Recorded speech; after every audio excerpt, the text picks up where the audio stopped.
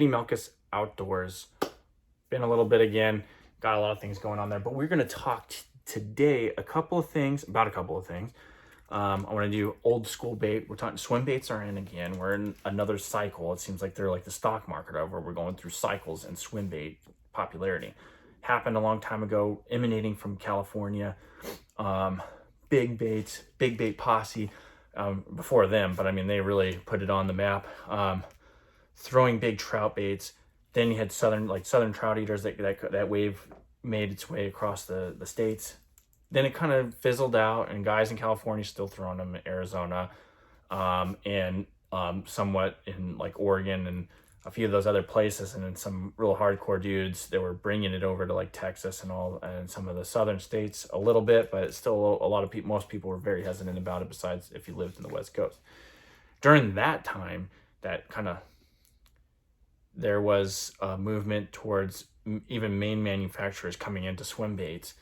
Because a lot of those the swim baits in California were handmade, or there's a lot of guys that still do that. That I'd say mass produced by hand, but are developed by hand. The baits, you have. What was I going to say? Oh yeah, some of those guys have kind of moved in other areas of the country and are making even more baits, but in batch form. And then now, after this wave, you have a lot of manufacturers that have come out with their own swim baits. Now we're really into like a glide bait craze, right? But there is a bait that comes back from I'd say the second wave of swim baiting, and you can still get this one of the few that you can still get from back then that is produced by a brand name manufacturer, let's just say, not just some guy, which those are probably the best ones, some guy building them in a small facility or even his garage or whatnot. And I'll show you a couple of them. Granted, you're gonna have to where it's one with two different sizes, and one has rusted hooks that I got to get off because I pulled this out of the boat. I still fish this thing. I fish this thing especially not only for bass, but when you're up north, like pike. And you'd be surprised at what kind of smallmouth you actually get with this, but pike, walleye, and stuff, but mainly pike. I've thrown this in a pike tournament, lost one, and back then when they were like $30, you're like, almost wanted to dive in. Actually, my friend lost it like on the first cast and dove in. Won that tournament, by the way. First ever pike tournament I ever fished. Won it by like 50 pounds. It was pretty insane. But anyway, I'll show you these, and it is a company that is also now bringing in kind of like a custom swim bait when it comes to the glide baits in kind of like a mass manufacturing thing. But they also have, or here, I'll just show it to you. Screw it.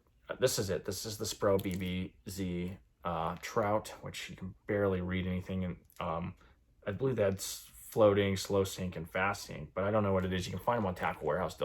They have soft fins, double joint, good hooks, good motion, and then this back segment's also soft. You can still get this stuff. That's the point that I'm bringing this up. It's an old school bait that a lot of guys throw.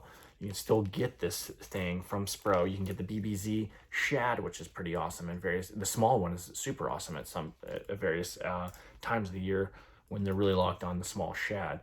The big one's good too, but I really love that small, tiny shad. And you can throw it like double rig, like the guy, if you even look on like Tackle Warehouse, the videos, I can't remember his name, but he does it with the double rig, and it's pretty cool.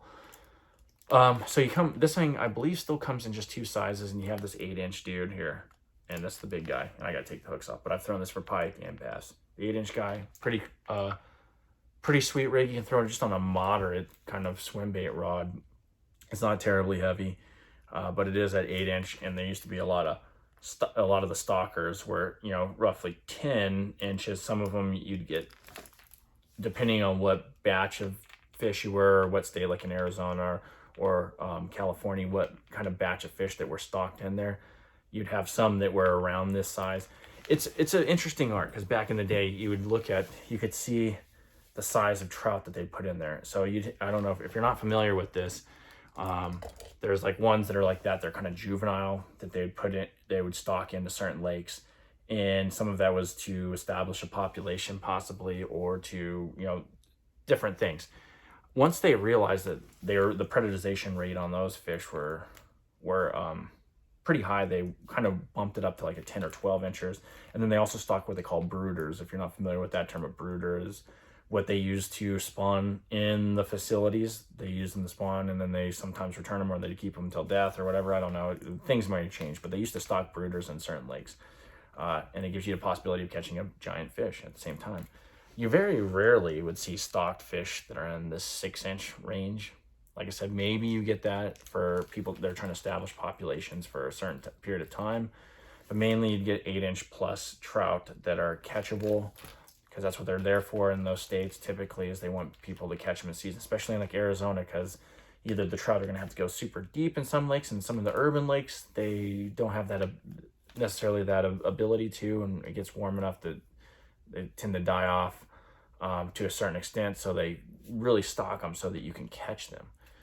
And I know I'm going down a rabbit hole, but it used to really be a big deal on sizing your trout. And you go there to a lake and you see them stock a certain size of trout, and the bass would really key on that, and you throw anything else and they wouldn't touch it. It was kind of weird.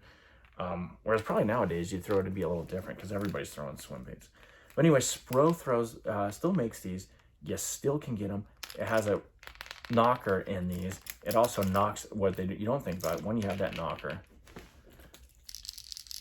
Different sound. But then when you're taking these jointed baits through the water, even on a glide bait, there is another noise on there. And the reason I'm bringing these up is because it is that old school bait, but it's something that not that many guys throw anymore, because they're into the glide baits.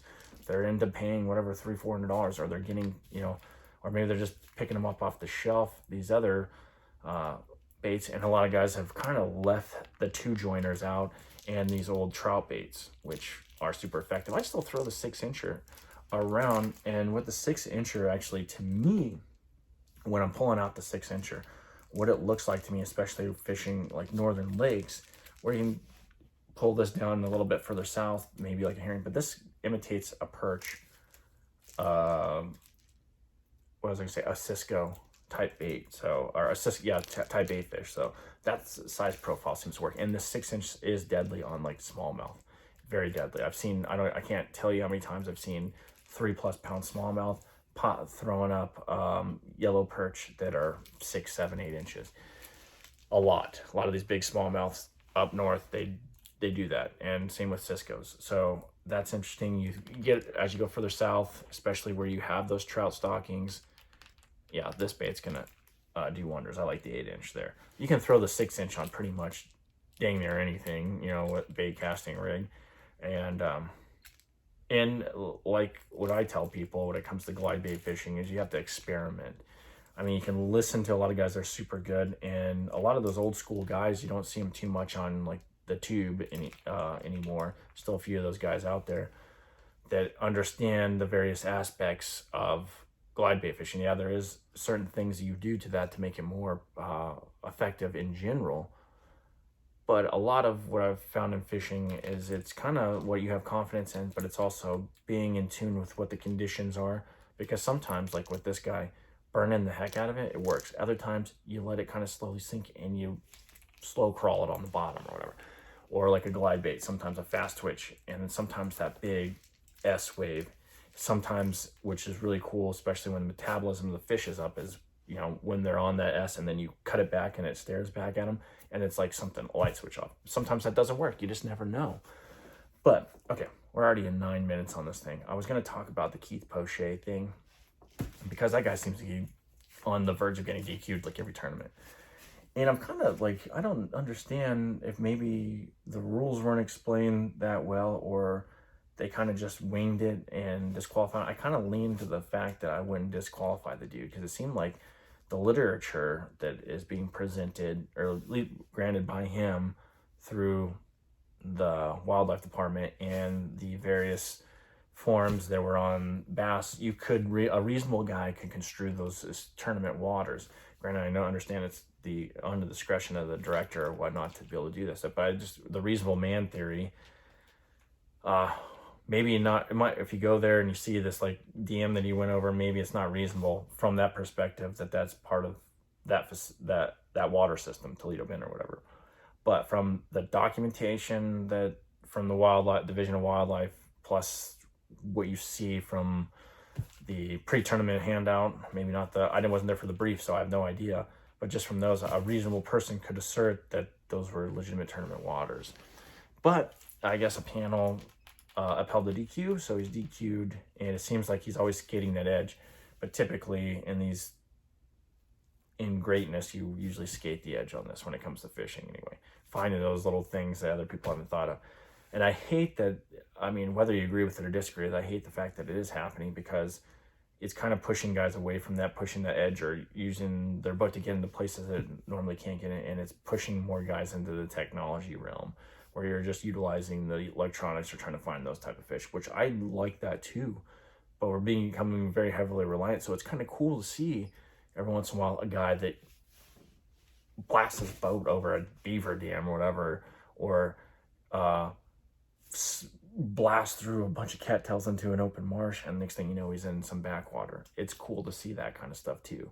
That's what gets me going when I'm watching. I enjoy the skill of seeing somebody on forward facing or just running the same banks you see all the time, but I like those little elements. I like to see those competitors. I really like to see, okay, well, what's the top 10 doing? Oh, well, 3 guys are doing this, 3 guys are doing that, and 4 guys are doing this different thing. It's kind of cool, instead of seeing, well, all the top 10, they were all on the same, whatever, 100-yard stretch with forward facing sonar fishing bushes. That's kind of boring. Now, granted, sometimes that's just the way it is, but I hate to see, I think in terms of going forward, there needs to be more clear and definitive definitions on what is and what is not allowed, and what is not tournament waters, which all the tournaments I fished, they're pretty explicit. So I don't know what the deal is. So I'd imagine something was probably said in the defense of bass in the tournament meetings, because typically of all the tournaments I've fished, there's usually like, okay, well, the boundary is here, or if they don't say anything, there is no boundary. You can go as far as you want, but then there's risk and reward to that. You can go as far as you want up, like, say, the U.S. Open on mead or whatever. You can go up to Colorado River if you want. You can go exploring the Grand Canyon if you can make it up there, but can you make it back? Right. And that's the crux of it. Is it worth it? It's a huge risk and reward proposition in any of those cases. But I've never been to, I can't think of a tournament where they haven't explicitly, if there was a way to get out of those waters and the different waters, haven't explicitly stated what is and what isn't tournament waters. All through the MPFL, they did that, because there was places you can walk, and a lot of these places, or a lot of these lakes, or some lakes, and they're like, well, this is this dam to this dam, this area to this area, these are off limits. It was pretty explicit. So I find it hard to believe that an organization like Bass didn't do that, but I don't know. There's a lot that I don't know, so I can't cast judgment. I just hate to see the squashing of outside the box thinking. Anyway, talk to you later. Peace.